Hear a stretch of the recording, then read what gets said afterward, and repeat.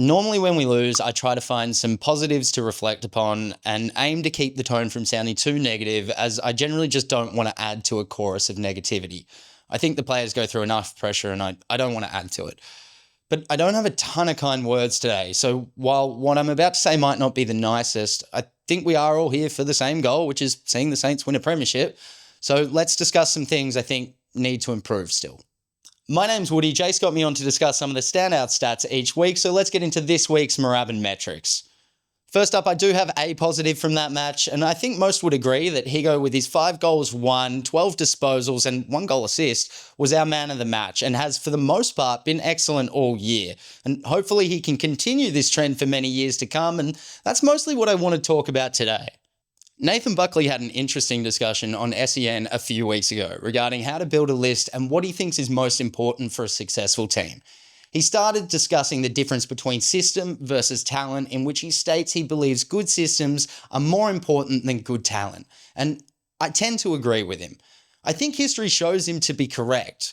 I think back to Gary Ablett Jr. at the Suns, Fev at the Blues, even Lockett with us back in the day. And when you compare that to the Baby Bombers of 93, Pagan's Paddock in 96, the offensive and defensive battles between Sydney and West Coast in the mid-2000s that ultimately led to St Kilda's style under Ross Lyon in our grand final appearances, all those sides had strong systems. And while there were stars, there was also a litany of capable role players.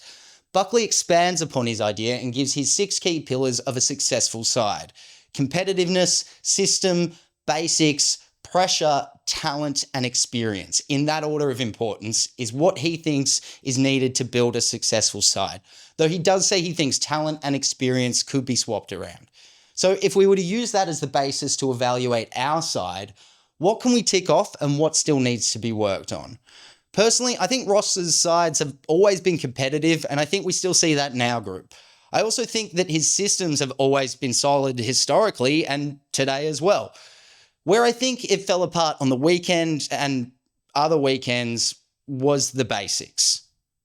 We won the disposals both by hand and foot, the contested and uncontested possessions, the clearances only matching centre, but we smashed them in the stoppages.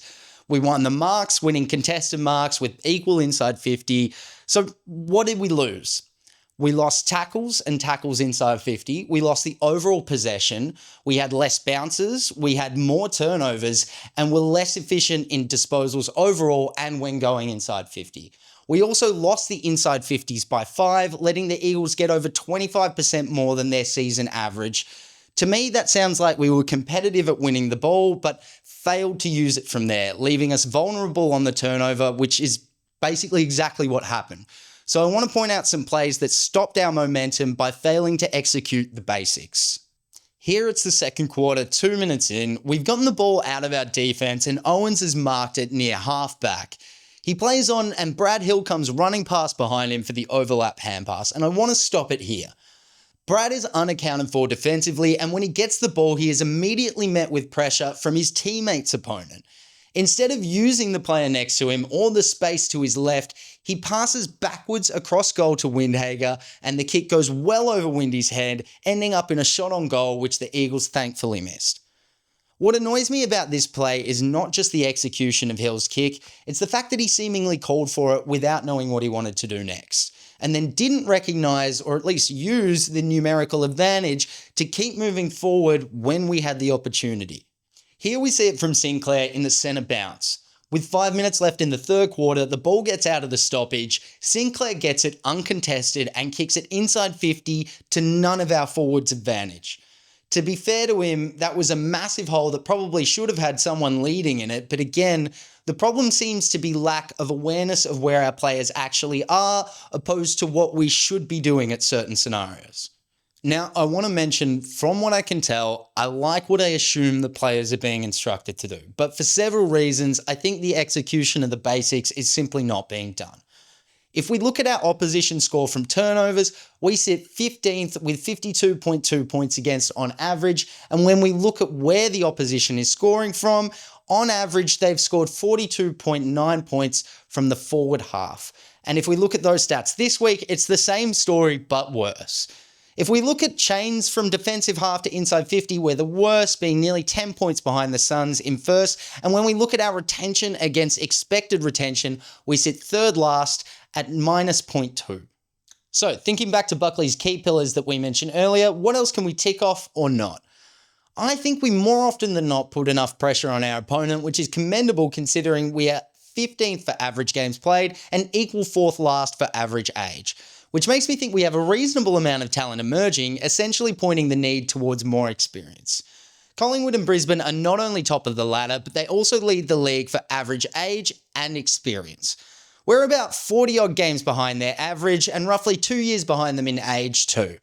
I don't think many Saints fans are under the impression that we can win the flag this year, and I think most would also say that it's unlikely that we improve enough next year either. So what I want to ask you all watching this is, what do you think our best 22 looks like in 2 years if we are trying to win a flag? Say that everybody that we want stays. What positions do they play?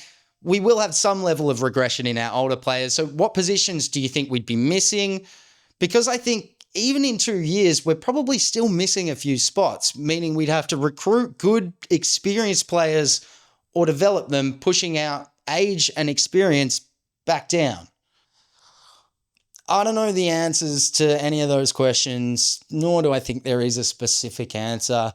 But I do wonder if it's time for the club to start making some statements at the selection table. I think the question has to be asked of our current senior core: who wants to still be around in 2 years? And what are you going to do to keep your spot? I'm reminded of round 13, 2008, where we faced Fremantle and Ross Lyon decided to drop Nick Dalsano and Stephen Milne due to their lack of defensive efforts the week before against Sydney. That moment was attributed to our change of form later that year and in subsequent years. So I wonder if that's what it takes again. That about sums up my major points for the week. If you want to see more of my face, I've got my own channel at Wooden Spoon Data. There's a video coming very soon, but I'll be here every week to go over some of the standout Saints stats, philosophy at this point, I suppose, too. I want to thank Jake for having me. I want to thank you for watching. I'm very interested to read some of the comments this week. I'll be here next week.